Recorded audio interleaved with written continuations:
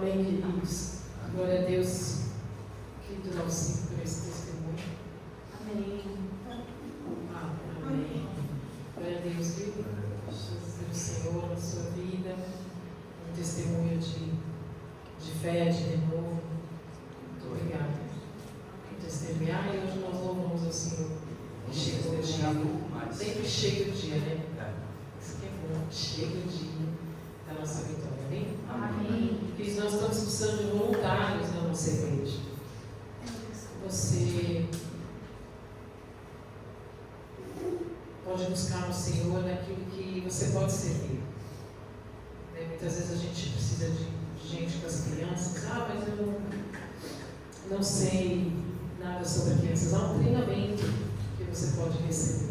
Nós podemos ser bênção na vida das crianças, edificar as crianças, para que elas possam receber a palavra de Deus, para que elas possam receber no coração com alegria o Senhor. Amém? Então nós precisamos de voluntários no Kids, precisamos de voluntários em várias áreas da nossa igreja, várias áreas da nossa igreja. Então, se você tem esse coração para a igreja que Deus te colocou, Deus te plantou na família que a gente está, eu sei que muitas pessoas às vezes acham que já, não, eu não tenho esse dom, eu não sei, tudo é um treinamento. Basta a gente pôr um treinamento e o Senhor nos ensina todas as coisas. Todo mundo pode servir em todas as áreas da igreja, amém? Eu já fui até do louvor, né? Do louvor, já fui diaconisa, já fui tudo. O nosso tema hoje é que somos colaboradores de Cristo. A Bíblia diz que nós somos colaboradores da obra de Cristo. Nós somos a extensão da obra de Cristo. Intercessores com autoridade. Nós sabemos que o Senhor disse que nós faríamos obras maiores que Ele fez. E quando a gente ouve isso, a gente fica estarrecido. Uau, como que vamos fazer obras maiores que Ele? É porque Ele distribuiu entre nós dons, Ele distribuiu entre nós autoridade para orarmos e recebermos dEle toda a provisão, toda a necessidade. Ele é a fonte. Ele é a fonte que deve receber toda a honra e toda a glória. Mas Ele deu a nós essa parceria de sermos colaboradores da obra dele. Amém? Porque somos irmãos em Cristo. E Ele habita em. O texto-chave é 2 Coríntios 5, a partir do verso 18 até o 20. Vamos nós em Coríntios. E tudo isso vem de Deus, aquele que nos trouxe de volta para si por meio de Cristo e nos encarregou de reconciliar outros com Ele. Então Ele nos encarregou de reconciliar outros com Ele, pois em Cristo Deus estava reconciliando consigo o mundo, não levando mais em conta os pecados das pessoas. Ele nos deu esta mensagem maravilhosa da reconciliação. Agora, portanto, somos embaixadores de Cristo. Guarde isso. Quem é embaixador de Cristo? Deus faz seu apelo por nosso intermédio. Por intermédio de quem? Por nós. Falamos em nome de Cristo quando dizemos: reconcilie-se com Deus. Falamos em nome de Deus quando nós falamos: peça perdão a Deus, tenha fé em Deus, creia em Deus. Amém? Amém. Então, a autoridade que o Senhor nos deu, eu tenho toda a autoridade no céu e na terra. E a partir disso que Ele conquistou essa autoridade no céu e na terra, por conta do seu sacrifício, por conta da sua ressurreição, Ele passou a nós, porque Ele habita em nós. A autoridade que Ele nos delegou, Por exemplo, autoridade sobre, em primeiro lugar, sobre o pecado. Em Romanos 6,14 diz: o pecado não terá domínio sobre vós. Se você desejar se posicionar, o Espírito Santo te dá força. Resistir ao diabo e ele fugirá de vós. Resistir ao pecado. Resista às tentações. Você tem autoridade e força para resistir às tentações. Não existe essa do crente dizer, não, eu não consigo resistir. Se você determinar no nome de Jesus que você vai decidir e resistir aquele mal, você tem a força do Senhor. Um dia você cai, depois você levanta, um dia você cai, levanta, e tem um momento que aquilo não tem mais domínio sobre você. Porque o Espírito Santo te traz domínio próprio. Mas é necessário que você decida, no nome de Jesus, eu decido não ir mais para esse lugar, não ver mais pornografia, não beber. Há todo um tratamento, mas você decide com Deus. E aí o processo, ele vai te restaurando, até que aquilo não te domina mais. Okay? Tem coisas que são instantâneas. Tem pessoas que, eu, por exemplo, eu fumava muito quando moça, 2 maços por dia. E aí, no dia que eu me converti, eu apaguei o trenzinho lá e disse, você não me domina mais, no nome de Jesus, nunca mais fumei, para a glória de Deus. Tem pessoas que ficam, sonhei que eu estava fumando, passou alguém fumando, eu tive vontade de fumar, eu nunca vi isso. Então Deus trabalha com cada um de nós de uma forma. Tem gente que demora mais, tem gente que é instantâneo, mas uma coisa sabemos, há poder em nós, no nome de Jesus, de resistirmos o mal. Amém.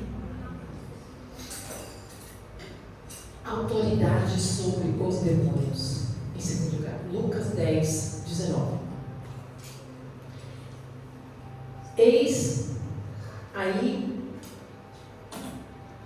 vos dei autoridade para pisardes serpentes, escorpiões e sobre todo poder do inimigo. E nada, ele fala de novo, absolutamente nada vos causará dano. Absolutamente. Então, qual é o grande problema do inimigo? Do crente? O inimigo. Pastora, eu estou com medo. Pastora, o demônio vai me pegar. Pastora, eu fui demônio. Aconteceu isso. A senhora acha que é o demônio? A senhora acha que é o demônio? Estava falando com o Jefferson esses dias, né? Porque ele trabalha com todo mundo que serve o demônio. Serve mesmo, gente. Enfim. Então, as pessoas têm medo de trabalhar onde você trabalha. E tem pessoas que têm medo, né? Eu vou cortar o cabelo com quem serve outros deuses. Queridos, o sangue de Jesus é sobre as nossas cabeças. Amém. Não há um poder contra nós que possa ser maior que o poder do nosso Deus, o Criador. Nós não comentamos sobre Jó. É o Senhor que autoriza o mal. O Senhor autoriza o mal para nos elevar a Ele, para nos trazer fé, para nos transformar em imagem e semelhança cada vez mais próxima dEle, para que possamos resistir a este mundo, resistir o mal. Então, não há poder demoníaco que possa contra um homem de fé na autoridade do nome do Senhor Jesus. É só a pastora que tem essa fé? Não, este poder está sobre você. Porque habita em você o nome de Jesus. Habita em você o Senhor dos céus e da terra. E a autoridade de quem? No nome do Senhor. Então você não precisa ter medo. Nada do que falarem contra você, você precisa temer. Porque você repreende essas palavras em nome de Jesus. Essas palavras não têm efeito. Por que não tem efeito? Porque eu sou um homem de Deus, eu sou uma mulher de Deus. Lembra de Balaão? Balaão queria amaldiçoar o povo de Israel. E ele conseguia amaldiçoar? Não, porque era um povo que obedecia o Senhor. A partir do momento que eles desobedeceram, eles abriram brecha.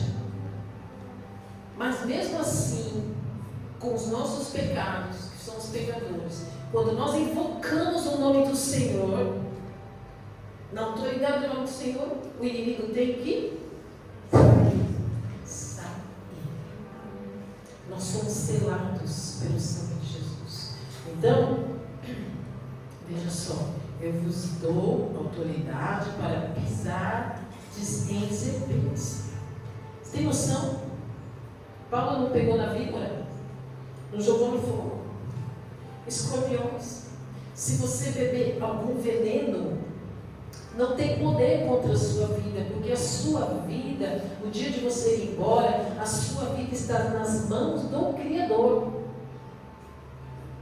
Amém? Então Deus permite algumas provas, permite algumas coisas, e que Ele nos dá vitória. Por exemplo, a minha netinha ficou no hospital, pegou um vírus, acontece, pega um vírus, Deus permite, nós vamos para o hospital, vamos lá. Deus trabalhou muito no hospital, falamos muito de Jesus, trabalhou muito na vida da minha filha, na vida do meu filho, e saímos. Então o Senhor sempre guardou. Nós precisamos ter esse olhar para que tudo o que está acontecendo está no controle do Criador, daquele que nos amou primeiro.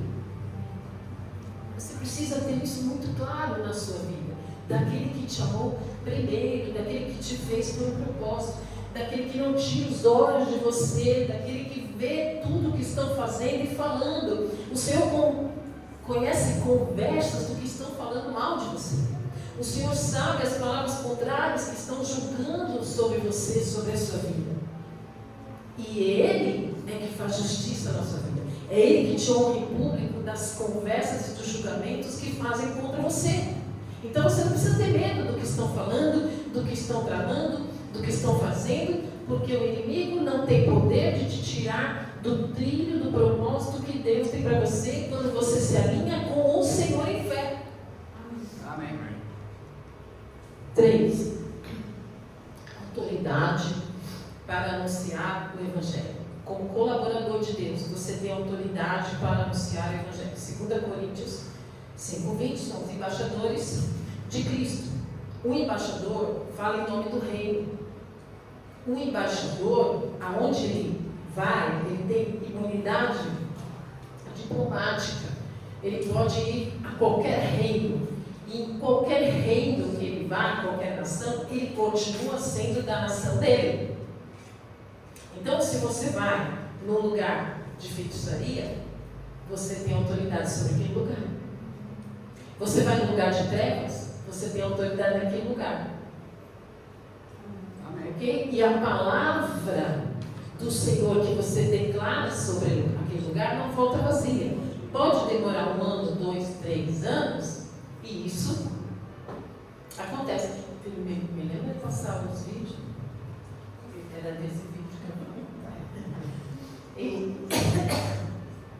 Então, qualquer lugar que você for, você tem autoridade de trazer reconciliação. Porque o embaixador, ele reconcilia a paz. Né? Tem uma nação contra outra nação, elas estão em guerra, e o embaixador traz reconciliação. Reconcilia o reino das trevas. Quem está nas trevas com o reino da luz, tira alguém do reino das trevas e traz para a luz. Entenderam? 4º lugar, autoridade para estabelecer o reino em todas as áreas da vida. A autoridade de Cristo, ela não se limita ao culto. Ela alcança a família, o casamento, os negócios, educação, cultura, liderança, territórios, né? A sociedade, as crises, as batalhas espirituais. Então, a autoridade que o Senhor nos deu é para destruir as obras do diabo, ok? Que está em João 3:8, 1 João 3:8. Então, para destruir as obras do maligno e reconciliar a nação ao reino de Deus, a nação do Senhor, porque existe uma nação do Senhor, a igreja do Senhor, o povo de Deus, espalhado na terra. Existe a nação que muitas vezes está perdida. O Senhor nos dá a autoridade para resgatar e reconciliar com o reino de Deus.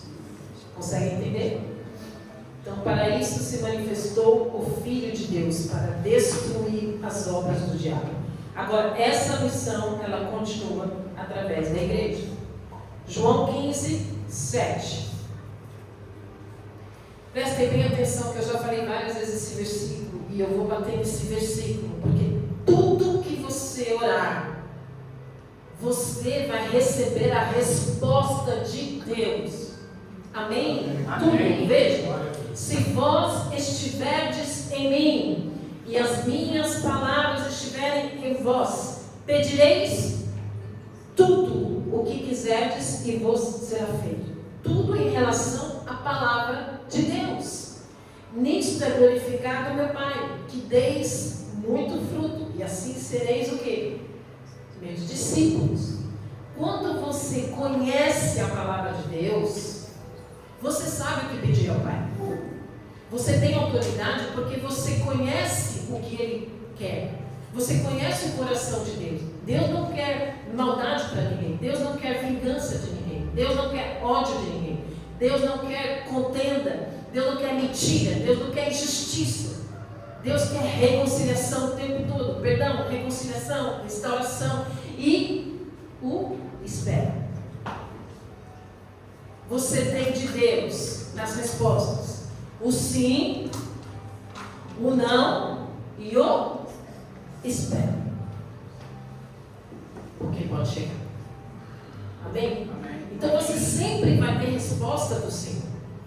Mas se aquilo que você estiver orando estiver de acordo com a palavra de Deus, se aquela injustiça que você estiver passando estiver de acordo com a palavra de Deus, você pode ter certeza que Ele chegará no dia com a resposta positiva. Amém, Senhor. Mesma coisa. Mateus 7,7. Peçam e será dado. Busquem e encontrarão. Batam e a porta será aberta. Pois todo o que pede, recebe. O que busca, encontra. E aquele que bate, a porta será aberta. O Senhor está falando, parece que redundância, não, Ele está repetindo. Ele está falando, a peça e será dado. Daí ele fala assim, então, todo que pede, recebe. Aí ele fala, busquem e encontrarão. O que busca, encontra. Ele fala repetidamente duas frases. Ele está falando duas vezes a mesma coisa, para você entender. Aí ele diz assim, ó, batam e a porta será aberta. Aí ele diz lá no 8, e aquele que bate, a porta será aberta. Uau! Glória a Deus. Ore, ore, bata, insista, busca, pede, recebe. Amém. Mateus 21, 22. Jesus nos lembra que a oração não é apenas um ato religioso, mas uma conexão direta com Deus. Conexão direta com Deus. Tudo o que pedirdes em oração, crendo, recebereis. Significa que a fé é o alicerce que transforma as nossas palavras em esperança viva e em milagres possíveis. Milagres possíveis. Porque eu creio aqui que muitos de vocês não creem mais em milagre. Vocês estão tão assolados pelo mundo, pelas más notícias, e que eu estava falando com o Jefferson hoje, as más notícias estão na nossa nação. Mas tem outras nações que estão vivendo a restauração. Existem outras nações que estão vivendo algo novo, estão com novas expectativas, estão novamente sendo restaurados, porque as nossas histórias, a história das nossas vidas, são cíclicas. Quando você olha para a história da nossa vida, ela é cíclica, ela restaura. Nós tivemos várias guerras, depois restauramos. Vocês podem lembrar, se vocês vivessem na época de Hitler, na época da Segunda Guerra Mundial, o que vocês diriam? É o fim. Jesus está voltando. Cuidado, vai tocar a trombeta. Né? Bora. Certo? Mas não. O Senhor falou, vocês vão ouvir rumores de guerra. Vocês vão ouvir sobre terremotos. Vocês vão ouvir sobre maremotos, tsunamis. Vocês vão ouvir sobre isso. E agora, ainda mais com a internet, vocês vão ouvir. Mas isso sempre houve. Sempre aconteceram essas coisas no mundo. As placas tectônicas sempre se separaram, sempre se moveram, sempre houve terremoto. O que não havia era o conhecimento disso.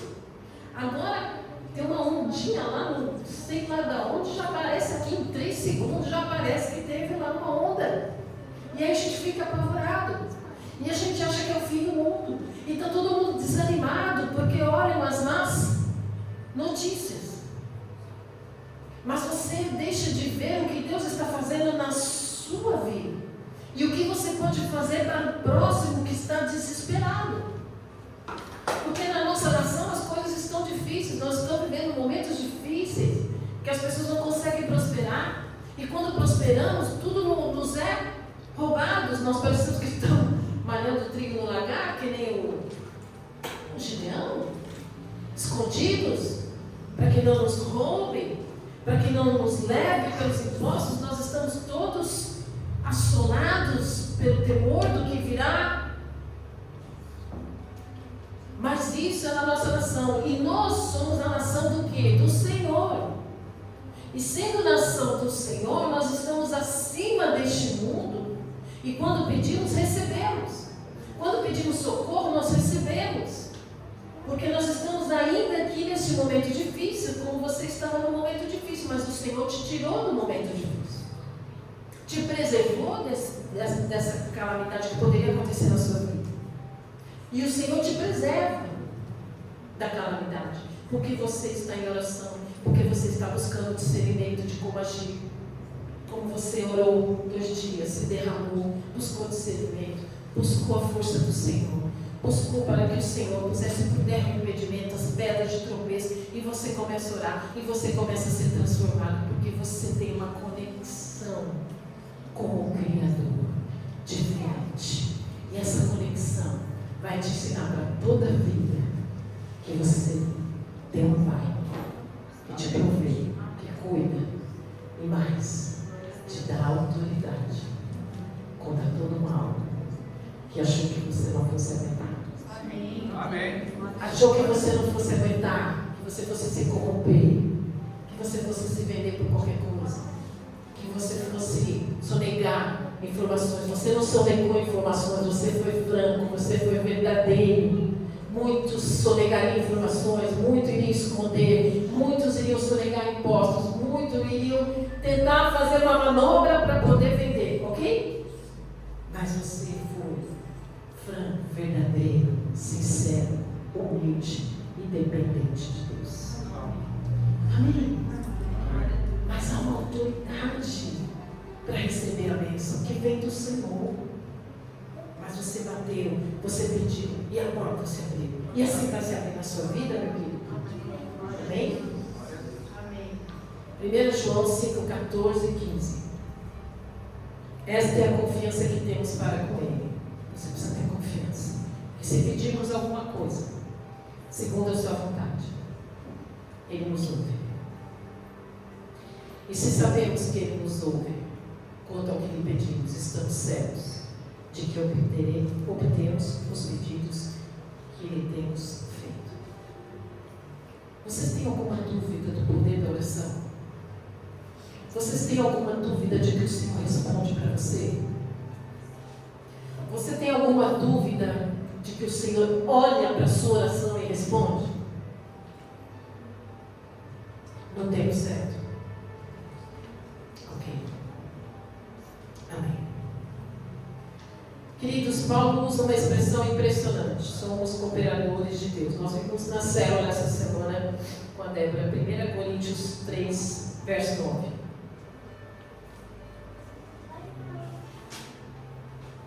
Amém? O Senhor diz que nós somos cooperadores de Deus.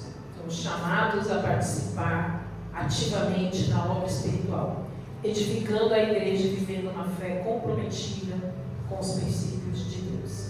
Edificando o quê? A igreja. Você precisa entender que você é uma extensão da obra de Cristo. Você não veio somente para celebrar, você veio também para servir, para cooperar, para fazer a diferença neste mundo. Isto é um chamado que você tem. um chamado de servir ao próximo. Não somente de servir no seu trabalho lá fora, onde você ganha o seu dinheiro, mas de servir voluntariamente, sendo cooperador da obra de reconciliação. É uma posição de privilégio, pois Deus poderia fazer tudo sozinho, não poderia?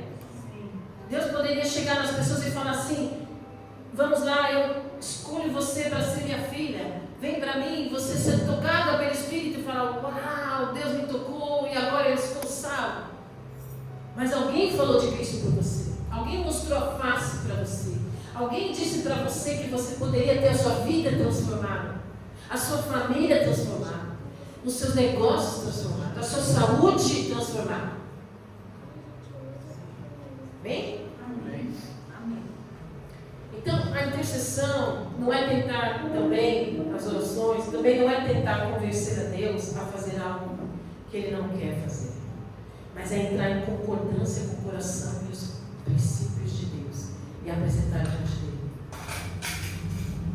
Então veja, a oração nos torna participantes daquilo que Deus está fazendo. Que coisa linda! Porque veja só como é que é. Primeiro Deus reconcilia o mundo. Cristo realiza o seu sacrifício. Deus nos confia uma mensagem. Nós anunciamos e representamos essa reconciliação. O que os cristãos fazem? Onde existe ódio, nós levamos amor. Onde existe mentira, nós levamos verdade. Onde existe desespero, nós levamos esperança. Onde existe escravidão do pecado, anunciamos a liberdade em Cristo, porque todos nós podemos resistir ao pecado. Onde existe ruptura, buscamos restauração. Então essas coisas vão muito além da conversão individual. Sabe aquela coisa, fui salvo, vou para o céu, está tudo bem? Salvos, sentados e satisfeitos, vocês sabem dos 3 S's? Salvos, sentados e satisfeitos. Quem que está assim? A Bíblia nos apresenta assim, esse versículo maravilhoso, Romanos 8, 20 e 22, que eu acho que foi Paulo que disse. Na célula, a criação aguarda com grandes expectativa que os filhos de Deus sejam revelados. Ou seja, queridos, a criação inteira está sofrendo e aguarda libertação. Somos colaboradores de Deus porque Ele nos chama a participar dessa missão. Somos intercessores porque carregamos pessoas e situações diante dEle. Somos agentes de restauração porque, unidos a Cristo e capacitados pelo Espírito, nós anunciamos e manifestamos no mundo os sinais do reino que um dia será plenamente estabelecido. Sim, nós não somos o Salvador, mas somos testemunhas do Salvador. Não somos a fonte da restauração, como a água, a fonte de água viva. Não somos a fonte, mas nós somos instrumentos nas mãos daquele que restaura. Não construímos o reino pela nossa própria força, mas recebemos o privilégio de cooperar com o reino. E no fim, quando Cristo fizer todas as coisas novas, descobriremos que cada oração sua, cada ato de amor, cada pessoa que você falou uma palavra de esperança, cada reconciliação e cada obra feita em fidelidade, você vai ver que nunca foi em vão, porque é galardão para nós. Amém. Amém? Amém. Deus está chamando intercessores, queridos. E outra, Ele nos representa diante do Pai. Ele sustenta a nossa fé, como está escrito em Hebreus 12:2, olhando firmemente para Jesus, o autor e consumador da nossa fé. A caminhada cristã não depende apenas da força humana, ela é sustentada pela graça de Deus. Jesus não apenas salva, mas também preserva aqueles que lhe pertencem. Ele garante a nossa salvação e a nossa perseverança até o fim. Filipenses 1:6.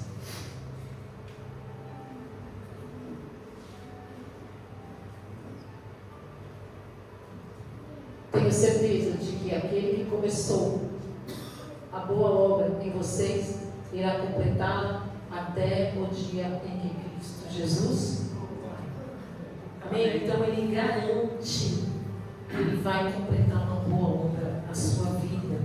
Ele é o nosso avalista, é o nosso fiador dessa obra maravilhosa. Você pode crer nisso? Quantas coisas maravilhosas nós temos. Então veja, você precisa ter confiança naquilo que você ora e na resposta que você tem, na sua intercessão, nos milagres que vão acontecer na sua vida. Nós podemos perseverar. Amém?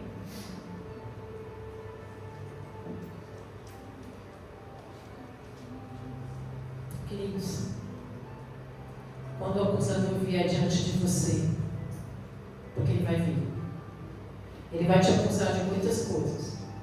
Ele vai acusar que você fracassou como irmão, como filho, como pai, como trabalhador, como estudioso. Ele vai acusar você. E quando ele vier, você diga: o sangue de Jesus é sobre a minha vida. O Salvador está sobre a minha vida. Nenhuma condenação há sobre os que estão em Cristo Jesus. Porque a morte de Cristo pela minha vida foi pelos meus pecados. E Cristo se fez pecado por mim. Por isso hoje eu sou livre de toda condenação. Eu não sou a salvação, mas eu sou aquele que está sendo transformado cada dia mais à imagem e semelhança do meu Pai.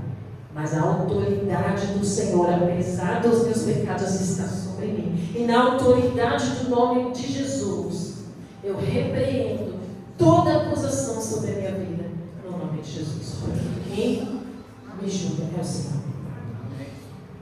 Você precisa aprender isso.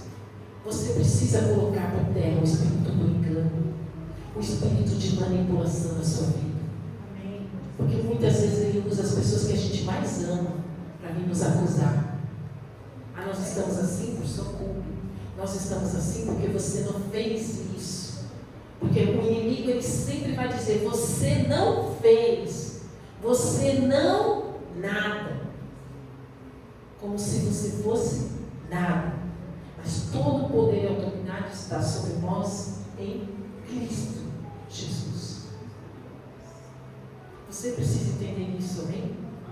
Você precisa caminhar nessa autoridade. Porque quando você caminha nesses versículos que eu peço que você coloque, os post-its lá na sua geladeira, lá no seu espelho, dessas orações que eu fiz, para que você jamais se engane de que o poder do Senhor não está na sua vida e que no tempo certo a resposta chegará.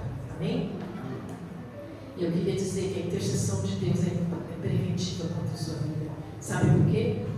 Pedro caiu, não foi? Estou terminando. Pedro caiu. E o que o Senhor Jesus falou para Pedro?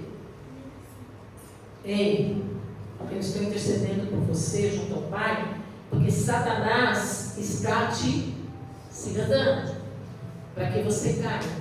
Muitas vezes o Senhor vai dizer para você: preste atenção, preste atenção, ouça o que está acontecendo com você.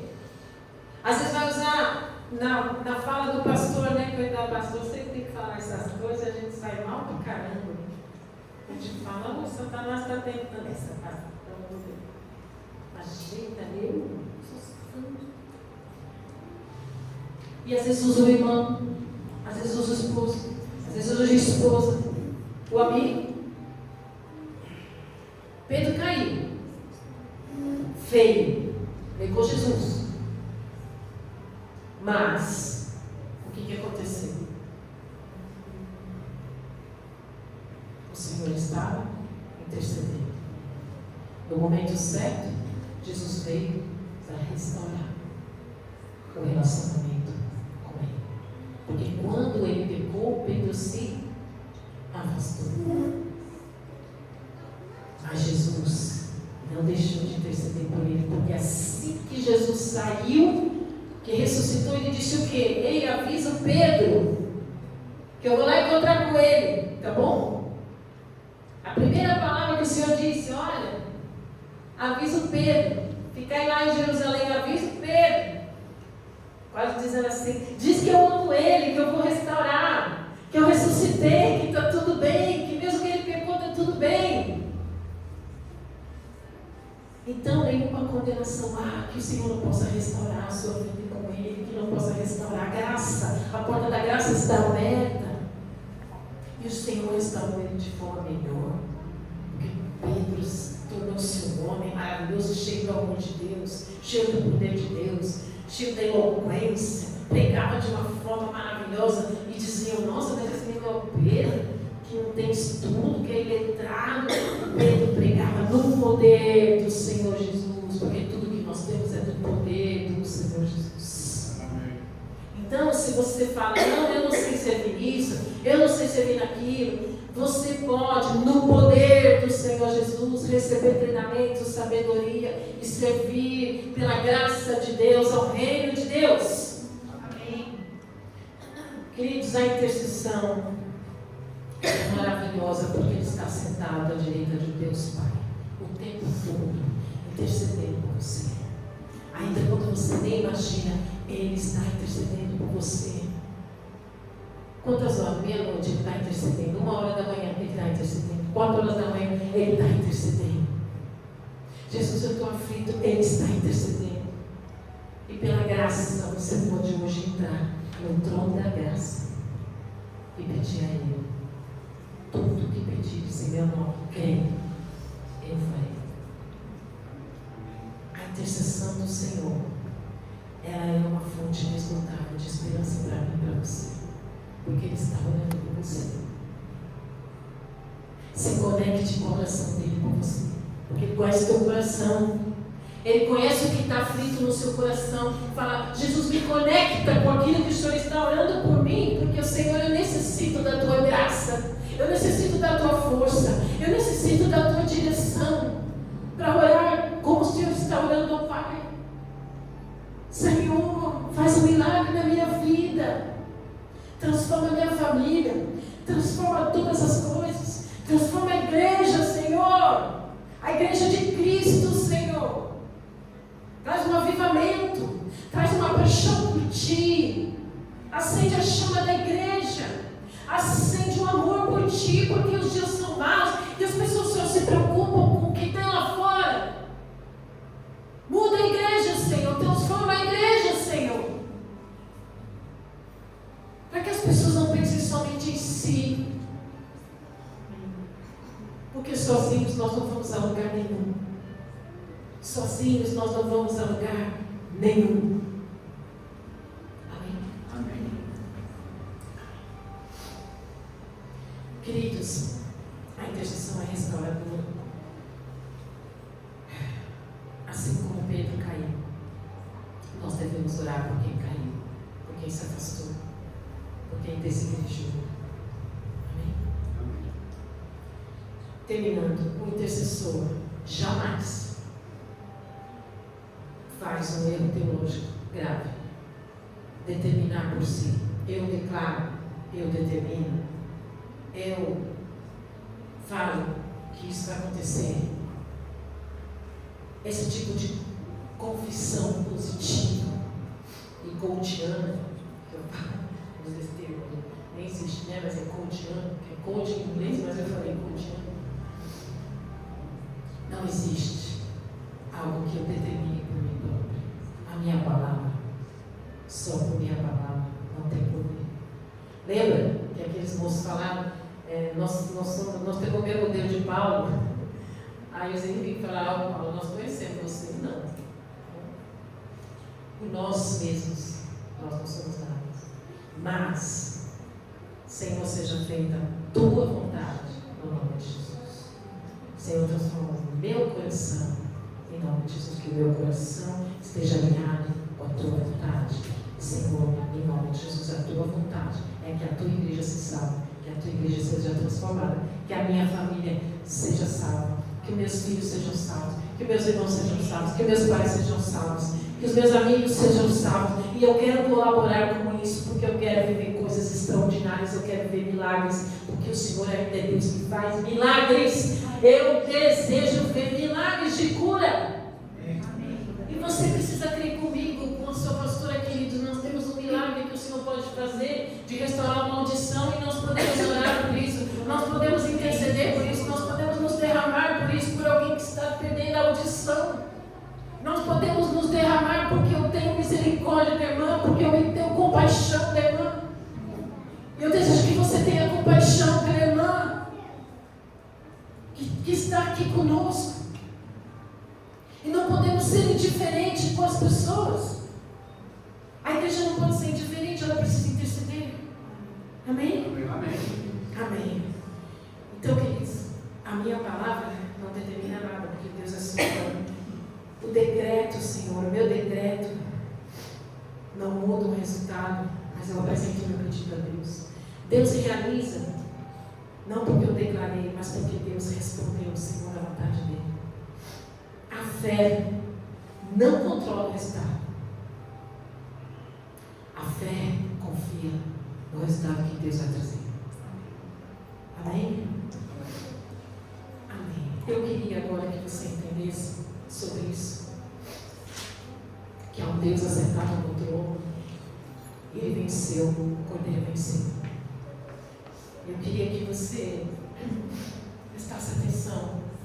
O que é uma igreja que não vence, que não conquista território, que fica só sentado, salvo e satisfeito.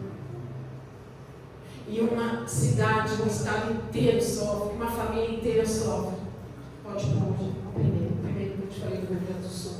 O Rio Grande do Sul, ele é o estado menos evangelizado hoje no Brasil. Nós temos 497 municípios. Os 497 municípios que nós temos, a igreja não tem 400 mil crentes no nosso estado. Nós temos na capital do nosso estado hoje, depois do período da tragédia da enchente, mais de 8 mil pessoas morando em situação de rua. Dentro do estado do Rio Grande do Sul hoje são mais de 22 mil pessoas morando em situação de rua. Eu abri uma igreja debaixo do viaduto da Conceição, na capital de Porto Alegre, de mendigos e moradores de rua. Realizei, esse ano que passou, o primeiro congresso de missões do Brasil para moradores de rua. E em 11 meses de trabalho, nós tiramos 284 pessoas das ruas, e mais de 440 pessoas nós devolvemos às suas famílias, ao convívio social, ao ambiente da liberdade e da libertação. Para quem não conhece, para quem está distante, o Estado do Rio Grande do Sul está sendo aprovado, a Câmara de Vereadores aprovou que Porto Alegre será a capital dos urbanitistas no Brasil. Nós temos, são dados do G1, no nosso estado, inaugurou um templo para Lúcifer, na cidade de Gravataí. E queiram imaginar, em poucos meses de esse templo inaugurado para Lúcifer, em poucos meses, ele conta com mais de 300 membros. Em poucos meses, inaugurou agora, esse mês passou, mais uma igreja satânica em Porto Alegre.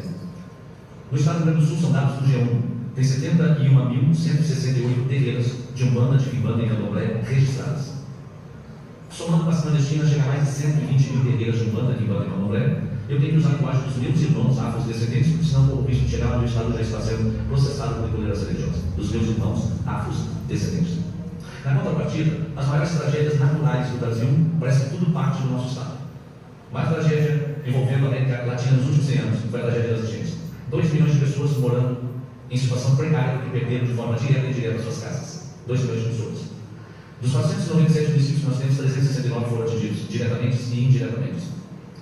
Nós temos o maior público de ateus praticantes da América Latina, que era Montevideo, no Uruguai, e hoje é o nosso estado. Pessoas que pregam a inexistência de Deus e combatem aqueles que defendem a sua fé cristã. A maior tragédia da aviação brasileira, o voo partiu de Porto Alegre para o aeroporto do Congonhas, e lá dentro estavam os maiores operadores do Brasil, pastor Luiz Antônio Danus. A maior tragédia envolvendo os jovens da América Latina foi a tragédia da Boate Kiss, que dizimou mais de 240 jovens. O nosso estado ele opera com o céu fechado. Se vocês procurarem no Google e vocês derem um clique no Google, vocês podem questionar e perguntar lá no Google quantas crianças desapareceram no Rio Grande do Sul no ano de 2025. Coloque lá e vocês vão fascinar com os dados que nós temos de crianças desaparecidas no nosso estado. O diabo tomou as ruas, a igreja acomodou e simplesmente ficamos olhando de longe as coisas acontecerem. Eu fui para debaixo de um viaduto e declarei que quem manda agora nas ruas do estado do Rio Grande do Sul não é mais Satanás. Agora as ruas ganharam pastores e nós vamos tomar o território que o diabo levou de nós. Começamos.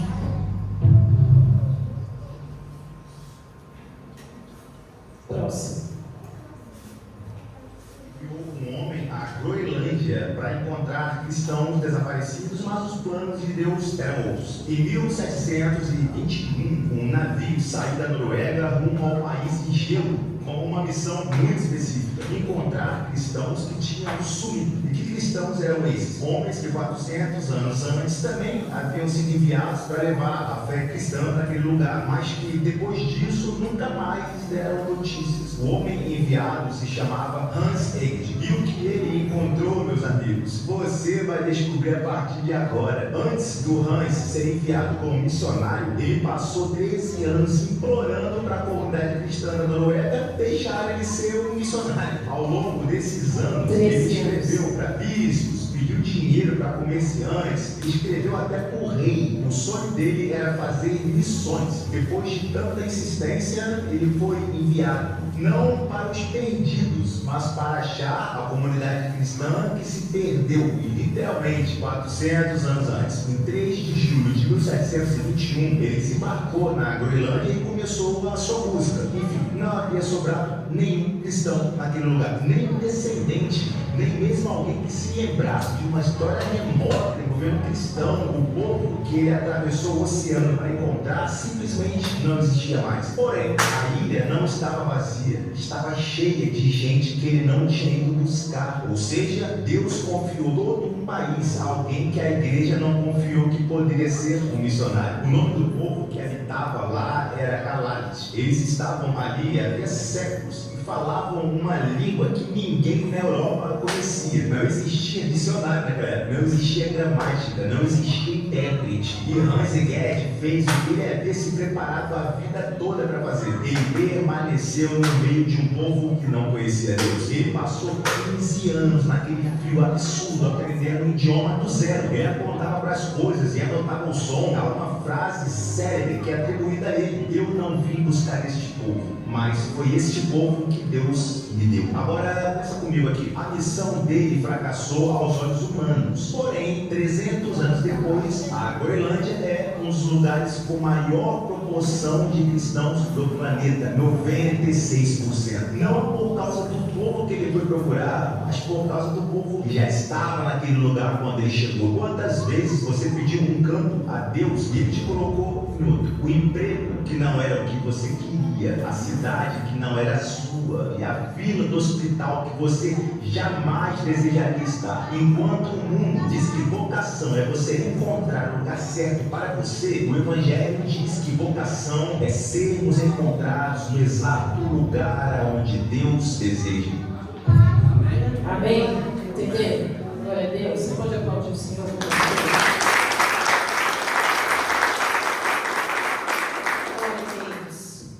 Nós temos na situação do Rio Grande do Sul, onde a igreja deixou o inimigo avançar. E assim que em grandes proporções da cidade, se você não edificar a sua casa, o inimigo vai avançar na sua casa. Se você não edificar a sua vida, o inimigo vai avançar na sua mente e no seu coração. Então, desde as células pequenininhas até as grandes, o inimigo avançou na cidade e na capital do Rio Grande do Sul de forma terrível, que agora haverá um grande trabalho. Já na Groenlândia havia várias orações que prosperaram dos cristãos que não foram encontrados, mas as orações daqueles cristãos prosperaram depois de muitos anos, porque eles declararam a vitória sobre aquele lugar. Pois não? 30 anos atrás, eu trabalhei com uma moça, eu tinha 20, ela era um ano ou dois mais nova do que eu. A gente era professora de inglês. Fizemos muita amizade, eu conheci a família dela, tudo. Nós morávamos ali no ABC na época. O pai dela era um alto executivo da Peugeot. Na época a Peugeot estava vindo para o Brasil e ele já era um cara dessa área automotiva. E ele foi contratado pela Peugeot para expandir o negócio aqui. E eles, a família toda era uma família espírita dessa área, não lembro se era candomblé ou umbanda, mas era dessa área Afrodescendente. que a gente fala afrodescendente. Ele estava de mudança aqui no Rio Grande do Sul por conta do envolvimento dele, porque ele era de alto escalão da religião mesmo. E naquela época, 30 anos atrás, foi teve assim uma briga homérica entre os dois estados, da Bahia e do Rio Grande do Sul, na verdade de Porto Alegre e Salvador, pelo título de capital do candomblé no Brasil. Isso já há 30 anos atrás. Então isso não é novidade, isso já existe há muito tempo. E eu lembro que essa menina, por exemplo, ela era cartomante. Toda a família era envolvida com essa questão assim, mística e religiosa. O pai dela era um alto escalão da religião e ele era um altíssimo executivo branco, uma aparelha, ele era branco. E assim, pessoas que a gente nem sequer imagina que são pessoas envolvidas com o satanismo e estão em altas posições sociais, estão na política, estão em hospitais, estão em universidades, em vários lugares. Né? Então, queridos, Nas e há uma briga, né? Há uma briga por território, ok? Você viu lá aquela mulher que está tocando terror, acho que é no Ceará? Você viu? Tem uma mulher tocando terror lá no Ceará, inaugurou uma estátua de 11 metros atrás. Sim, eles brigam por território. E é isso que eu queria dizer para vocês. Há uma briga por território aqui onde a gente está. Nós fomos plantados aqui, nesta terra, nesta cidade, nesta nação brasileira.